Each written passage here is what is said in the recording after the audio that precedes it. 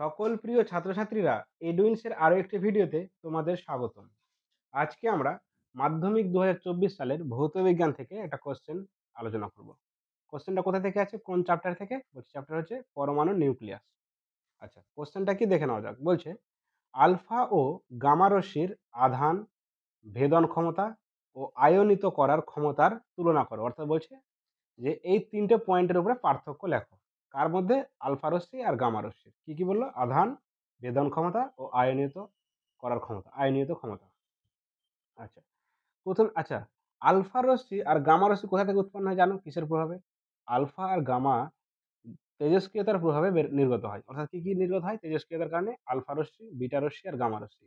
তা আমাদের কোশ্চেনে চেয়েছে কি আলফা আর গামা রশ্মির তিনটে পয়েন্টের পার্থক্য। আচ্ছা, প্রথমে কি চেয়েছে? আধান। তাহলে আমরা কি লিখেছি? আধান।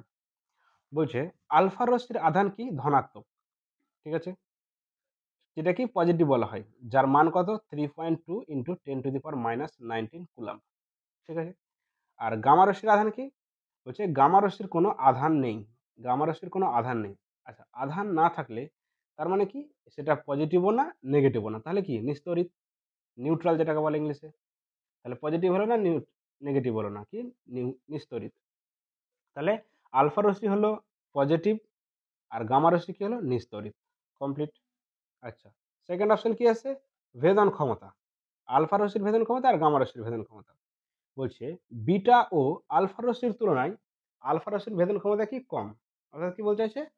আলফা রশ্মিটার ভেদন ক্ষমতা সবচেয়ে কম। আর সবচেয়ে বেশি কার? তাহলে গামা রশ্মির।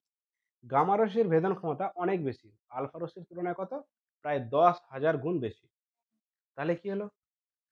আলফা রশ্মির ভেদন ক্ষমতাটা খুবই কম আর গামা রশ্মির ভেদন ক্ষমতা কত? আলফা থেকে প্রায় 10,000 গুণ বেশি।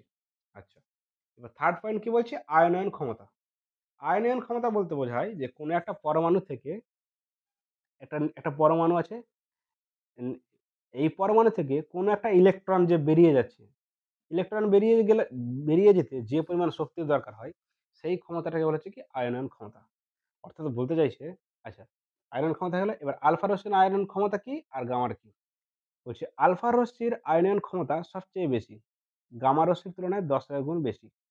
আর গামা রশ্মির আয়তন ক্ষমতা কি? খুব কম। অর্থাৎ মনে রাখবে, যার ভেদন ক্ষমতা কম তার কি হবে? আয়নন ক্ষমতা বেশি হবে।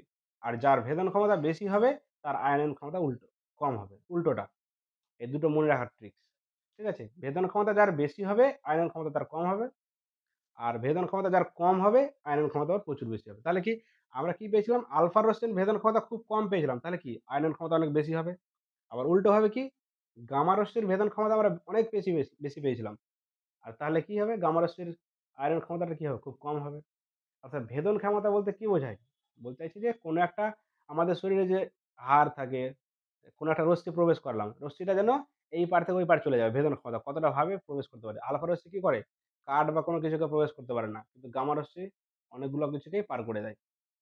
তো এই ছিল আধান, ভেদন ক্ষমতা আর আয়নায়ন ক্ষমতার মধ্যে পার্থক্য। তিনটা বেশি আলোচনা হলো। ভিডিওটা কেমন লাগলো তোমরা অবশ্যই জানাবে, এবং আরও এরকম শিক্ষামূলক ভিডিও পেতে আমাদের ইউটিউব চ্যানেলটিকে সাবস্ক্রাইব করবে, আর সাথে ফেসবুক পেজটিকেও লাইক এবং শেয়ার করবে। Thank you.